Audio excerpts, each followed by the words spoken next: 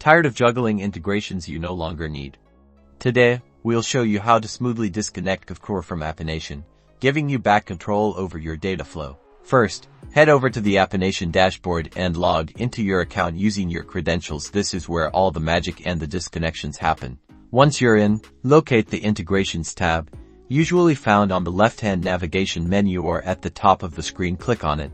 This will display all your connected apps. Now, scroll through the list of your connected integrations until you find Kvcore. It should be listed alphabetically or by the date it was connected. Hover your mouse over the Kvcore integration. You should see options like View Details, Edit, or, most importantly, Disconnect or Remove. The wording might vary slightly depending on the Apination version. Click on the Disconnect or Remove button. A confirmation pop-up will appear, asking if you are sure you want to proceed. This is your last chance to back out. Carefully read the warning message, usually highlighting the implications of disconnecting, such as data synchronization ceasing, and if you're ready, confirm your decision. Give Apination a few moments to process the request. Once the process is complete, refresh the integrations page. Kvcore should no longer be listed among your connected apps. Congratulations!